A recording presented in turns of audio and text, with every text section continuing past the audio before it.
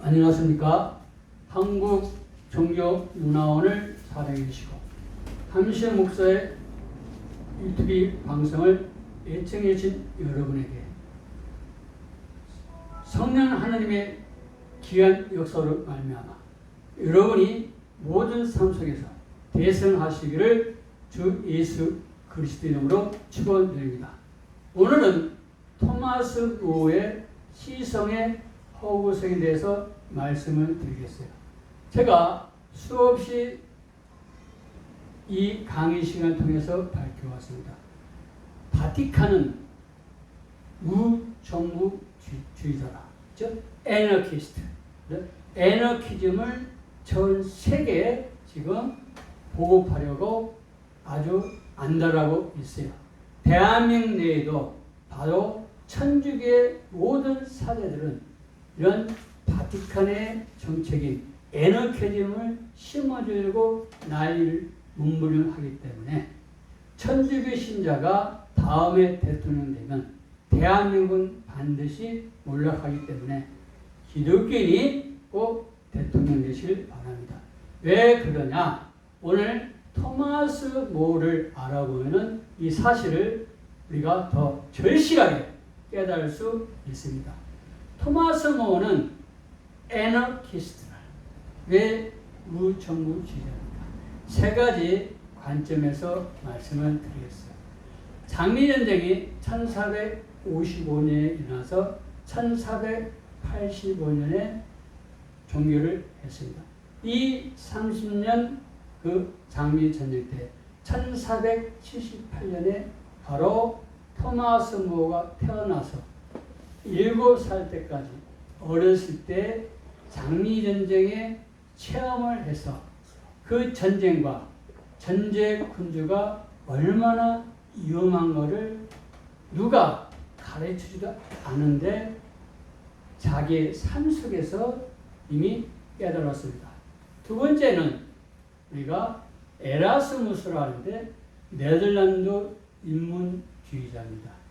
이 레즈모스라고 기억하면 돼요.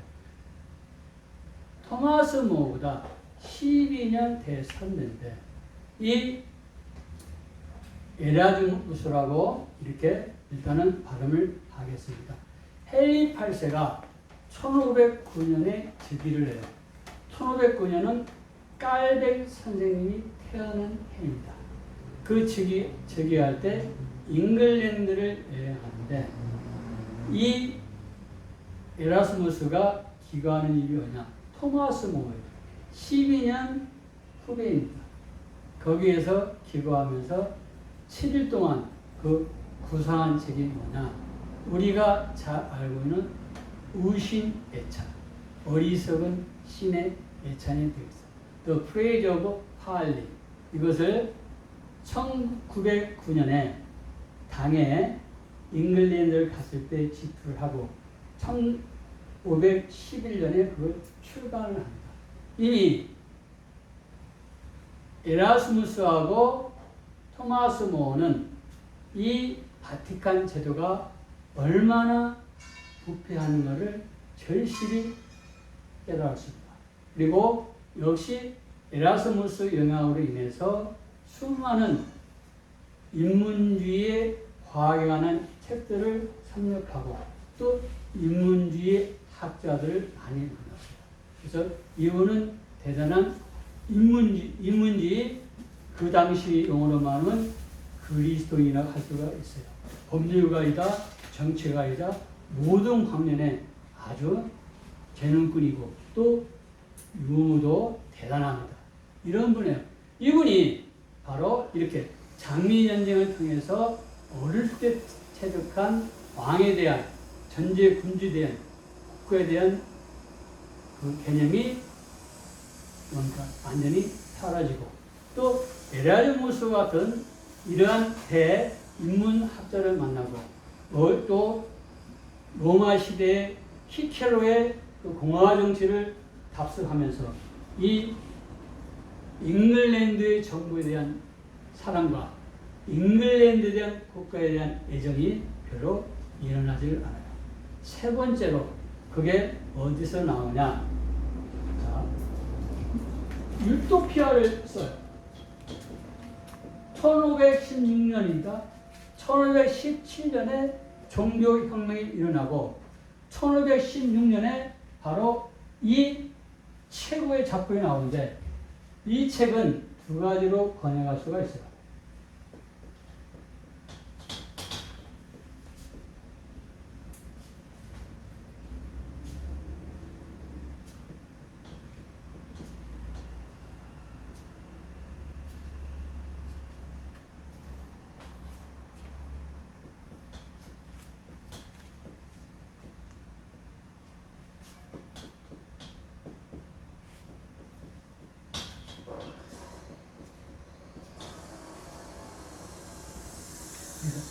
이것은 우리가 우토포스, 어디에도 없는 거, 우. 그래서 이것은 노, 나세움이 우하고 플레이스의 헬라어 토포스, 붙여서 우토포스. 어디 장소에도 없는 거. 이것을 바로 유토피아로 우리가 해석할 수가 있고. 두 번째는 이것은 유토포스. 그죠? 그 외래 플러스 플레이스 같은 것이 동일합니다. 이게 뭐가 되겠어요? 좋은 곳, 좋은 장소. 즉 유토피아는 예수 21세기 언어 제 식으로 해석을 합니다. 유토피아는 예수님이 재림할 때까지는 지구상에 존재할 수 없는 곳이면서 하늘에서 이루어진 것으로 이 땅에서 우리가 이루어야 할 사선의 선택이 유토피아다. 저는 이렇게 해석하고 이 책이 당대뿐만 아니라 후대에 엄청난 영향을 줘요. 그래서 38살에 바로 토마스 모어가 지은 저서입니다. 그래서 여기에는 유토피아는 이거에 대해서 우리가 많이 시간이 요하는데 오늘은 두 가지 관점에서 말씀을 드리겠습니다. 첫째는 경제의 관점. 그때는 인클로즈 운동이 일어나는데 인클로즈라는 것은 울타리를 치기를 하는 거예요. 그때는 양모 산업이 발달을 했어요. 그래서 농사를 지으면 수익이 없기 때문에 모두 뭡니까? 양모에 매진을 하는 겁니다. 그래서 모든 소작이뿐만 아니라 농노들이 하는 바깥 논을 주인들이 다 수거해서 거기에 울타리를 지고 누굴 키워요? 바로 목장을 합니다. 그러면은 밑에서 노동하는 사람들은 무엇을 먹고 삽니까? 그것을 토마스 모어가 본 거예요. 그 시대의 연구를. 그래서 무엇을 생각하느냐? 사유재산제도에 대해서 부정적이에요. 그래서 공산주의 개념이 나와요. 그래서 모스크바 볼셰비키 기념 오벨리스크에 19명의 사회주의 사상가와 혁명가의 이름에 바로 토마스 모어 이름도 거기에 기록되어 있습니다. 이게 유토피아는 어떻게 해석하느냐에 따라서 다양하게 적용할 수가 있어요. 두 번째는 이번에는 종교입니다. 비록 천주교 바티칸의 우월성을 이야기하고 있지만 그 책에 흐르는 내면에는 다원주의를 주장하고 있습니다. 이게 토마스 모어의 속마음이에요. 이걸 좀 심리학적으로 말하면은 뭐라고 할 수 있어요? 프로이트의 무의식 세계 흐르고 있어요. 이게. 그렇기 때문에 이러한 사상에서 우리가 토마스 모어를 보는 애너키스트다. 잉글랜드에 대한 국가 개념도 없고 또 잉글랜드에 대한 국민의 개념이 없습니다. 우리 대한민국도 운한 이스만 대통령이 대한민국을 세웠기 때문에 비로소 국가와 민족 개념이 있었던 거예요. 이에 반해서 일본은 수백 년 동안 대항해 시대, 포르투갈, 에스파니아, 네덜란드, 영국, 프랑스, 독일, 미국의 모든 선진 문물을 받아들이고 1868년에 메이지이식, 우리는 명치유신이라고 합니다. 그걸 통해서 국가 개념이 생겼고 민족 개념이 생겼기 때문에 대한대륙을 식민지화한 거예요. 우리는 이승만 대통령 시절부터 생겼어요. 이것을 깨닫지 못하면은 뭡니까? 우리가 현대사를 놓칠 수 있고 이승만 대통령이 얼마나 우리 대한대륙에게 위대한 인물인가를 우리 다시 한번 자각할 수가 있습니다. 바로 그 이야기입니다. 이게 존 위클리프보다 150년 후에 태어난 토마스 모어는 성경을 모르기 때문에 즉 라틴어는 잘해요. 그리스도 잘해요. 인문학은 잘하는데 성경을 모르기 때문에 이분은 국가 개념도 없었고 민족 개념이 없었어요. 그래서 당연히 이 사람은 바로 마르틴 루터 선생님이 일으키는 종교개혁의 그 불길이 종교혁명의 그 열기가 잉글랜드 지방까지 오는 걸 두려워해서 철저히 마르틴 루터 선생님뿐만 아니라 잉글랜드 종교혁명가들을 핍박하고 고문하고 화형시켰어요. 그러면 한번 보겠습니다. 왜 이분은 이 길을 걸을 수밖에 없나? 그럴 만한 이유가 있어요. 또 이유가 뭐냐? 모어는 1521년 헨리 8세가 그때까지만 해도 바티칸에 충성하는 왕입니다. 그래서 1517년 마르틴 루터 선생님이 종교개혁의 불길을 완전히 차단하기 위해서 Defense of the Seven Sacraments 7성사의 옹호론에 대해서 글을 써서 레오 10세 교황에게 바칩니다. 그래서 레오 10세 교황은 흡족한 마음으로 비록 토마스 모어가 도와주었지만 헨리 8세에게 Defend of the Faith 믿음의 수호자, 믿음의 옹호자라는 그 뭡니까? 명칭을 하사를 해요. 그래서 헨리 8세하고 토마스 모어는 이렇게 죽이 잘 맞습니다. 토마스 모어가 한참 대선배입니다. 그럼에도 불구하고 능력이 출중하기 때문에 헨리 8세는 토마스 모어를 사랑해요. 자, 1521년에 7성사의 옹호에 대한 글이 나오니까 마르틴 선생님이 얼마나 대단합니까?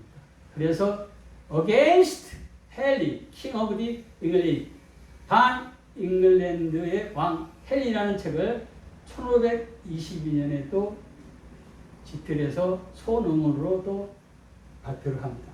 그러니까 또 토마스 모어가 어떤 인물입니까? 이분도 다 대단한 거예요. 석학자예요.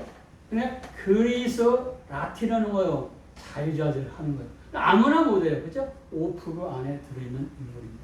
그러니까 뭐냐? Against the teachings of the Martin Luther. 반 루터론을 1524년에 쓰는 거예요. 자, 이렇게 한문으로 쓰는데 어디에서 이분하고 일어나느냐? 다음 시간에 살펴 윌리엄 틴들.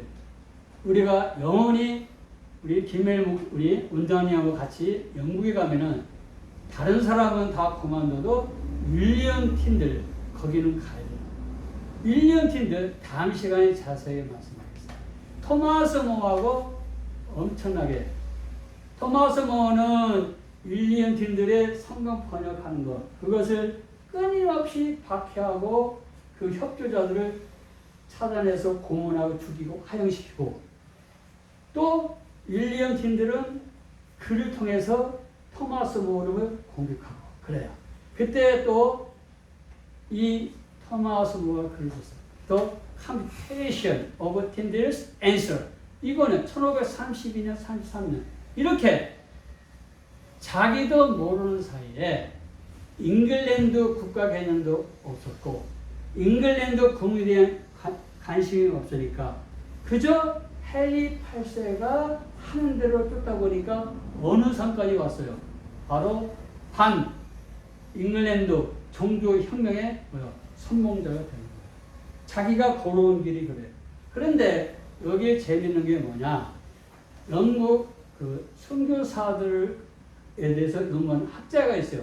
존 폭스가 쓴 폭스의 선교사, Fox Book of Martyrs 그 책에 의하면 토마스 모어는 윌리엄 틴들을 협조하는 사람뿐만 아니라 영국의 종교혁명가들 전부 뭡니까? 자기가 대법관입니다. 그 당시의 대법관은 수상의 이치와 마찬가지입니다. 그래서 모조리 자기 집에다가 가두고 고문하고 화형시킨 사람이 누구예요? 그게 토마스 모어예요. 알겠습니까? 그러면 잘 보세요. 21세기에 지금 천주교 바티칸에서는 토마스 모어를 시성하고 성자다. 그리고 요한 마우리스에는 토마스 모어는 바로 정치가의 수호신이다. 이렇게 극찬을 했어요. 먼저 말씀드린 바와 같이 또 모스크바는 어떻게 했습니까? 자기의 위대한 혁명가, 사상가의 토마스 모어를 지원했습니다. 그렇죠? 우리는 지금까지 살펴본 바와 같이 토마스 모어는 순교를 하고 싶어서 순교한 게 아니라 자기가 어디 선에 섰어요? 반종교 개혁의 물결, 그것도 선구자 노릇을 하고 수많은 사람을 죽였는데 어떻게 헨리 8세가, 잘 들으세요. 헨리 8세는 국왕이에요. 국왕은 누구? 후사, 왕자가 기중해요. 왕자가 키드 왕조를 지켜야 되기 때문에 국왕하고 헨리 8세는 왕이기 때문에 잉글랜드 사람들을 사랑하고 튜드 왕조를 사랑하기 때문에 이게 종교와 어떻게 이게 결합이 이루어지는가. 그래서 생겨난 게 영국 성공회예요. 그러나 토마스 모어는 그런 튜드 왕조에 대한 개념도 없고 존 위클리프는 영국에 있는 그 재산이 바티칸에 흘러가는 걸 보고 안타까워하고 또 이탈리아 사제들이 이 영국 땅, 잉글랜드 땅에 와서 사제, 성직자 노릇하는 것을 이해를 못했어요. 누가? 존 위클리프가 150년 전의 사람이에요. 그분하고 헨리 모어를 한번 비교해보세요. 150년 후대 사람이에요. 얼마나 토마스 모어가 성경을 안 읽었는가를 알 수가 있지 않습니까? 그래서 그거는 바로 그 길을 걸은 거예요. 결론을 맺겠습니다. 사도행전 17장 26절입니다. Acts chapter 17 verse 26. For a man, God made every nation of men that they should inherit the whole earth. 사람들이 세상에 거주하도록 하기 위해서 하나님께서 아담을 통해서 여러 민족을, 국가를 이렇게 만드셨습니다. And he determined the time set for them and the exact places where they should live. 그리고 바로 그 국가와 국민들이 그 연대를, 정확한 연대를 결정하고 또 그들이 어디에 사시는 데를 정확한 장소까지 만들어 주셨다. 이렇게 성경은 사도행전 17장 26절 통해서 국가와 민족이 얼마나 중요한 걸 가르치고 있고 지금 코로나19를 통해서 국가가 없으면 얼마나 우리가 위험함을 알 수가 있어요. 그래서 이렇게 국가를 부정하고 국민을 우습게 여기는 천주교에서 여러분 모두 돌아와서 국가를 사랑하고 민족을 사랑하는 기독교인이 되시기 바랍니다. 감사합니다.